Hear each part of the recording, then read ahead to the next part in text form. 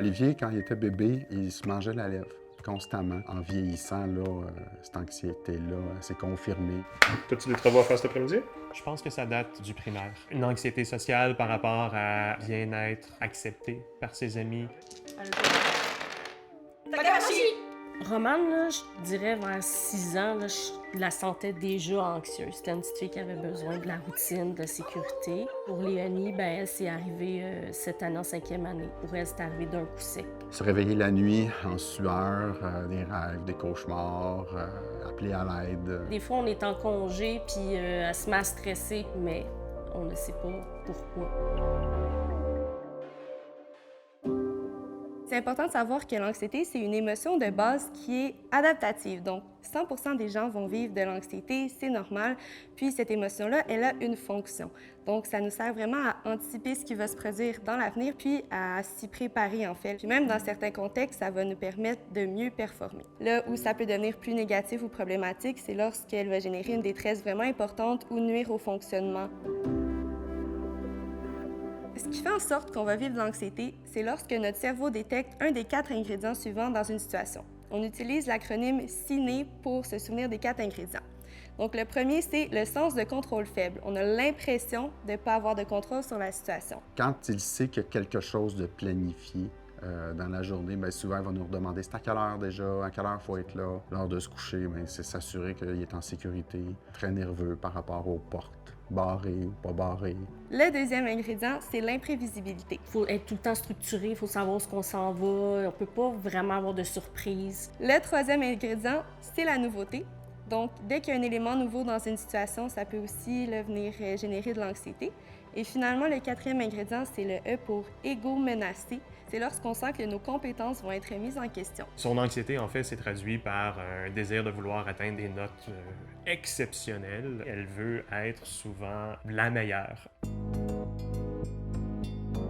L'anxiété va se manifester de 3 façons différentes. Donc, il y a la composante cognitive, ça va être beaucoup des pensées négatives, des boucles anxieuses qu'on appelle.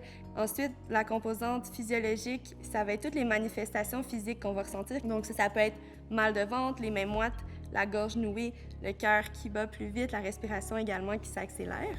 Puis, dans la troisième sphère de manifestation, dite comportementale, là, on fait plus référence à des comportements typiques d'évitement. Donc, par exemple, lors d'un examen, là, plutôt que d'étudier puis de se préparer à l'examen, on va préférer procrastiner parce que sur le moment, ça va diminuer notre sentiment d'anxiété. Par contre, à long terme, c'est pas la stratégie la plus efficace, évidemment. Quand Léa est anxieuse, c'est difficile pour moi à percevoir. Elle se renferme, mais elle est de nature un peu introspective, à vouloir être dans ses bouquins, à vouloir surtout être sur son téléphone et son iPad. Je dirais surtout qu'il devient très intense, pose beaucoup de questions, insiste énormément. On va sentir qu'il est fébrile. Des fois, je perds patience aussi face à leur anxiété. Je suis pas toujours la mère parfaite, encourageante, là. Quand elle est dans des moments anxieux, c'est un peu comme marcher sur des coquilles d'œufs.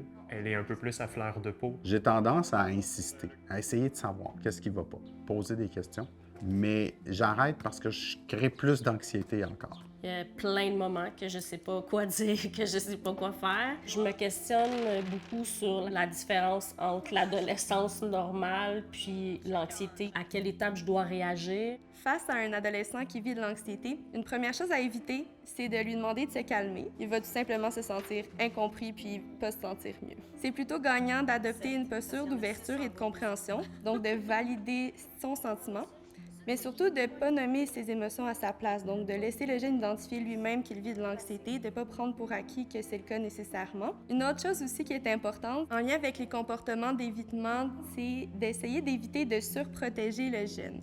En faisant en sorte qu'il ne puisse pas affronter les situations qui lui causent de l'anxiété, il ne va pas pouvoir développer sa tolérance puis explorer les différents outils pour y faire face et ça risque de faire un cercle vicieux où il va en vivre de plus en plus.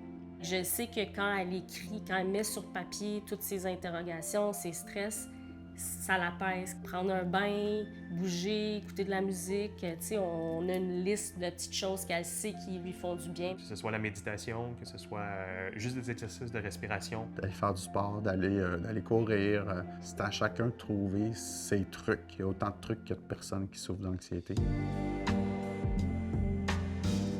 Il y a 3 types d'outils qu'on peut mettre dans notre coffre à outils. Les premiers, c'est pour gérer les pensées négatives. Donc, une bonne attitude à avoir, c'est de s'imaginer que nos pensées, c'est comme des voitures qui passent sur une autoroute. Puis, on fait simplement observer qu'on a ces pensées en ce moment, mais sans les juger. Puis, ça permet d'avoir une certaine distance avec nos pensées. L'autre groupe de stratégies, ça va être vraiment d'évacuer l'énergie mobilisée. Nos ancêtres dans la préhistoire, lorsqu'ils croisaient un mammouth dans la forêt, ils devaient justement avoir besoin d'énormément d'énergie pour le combattre ou le fuir.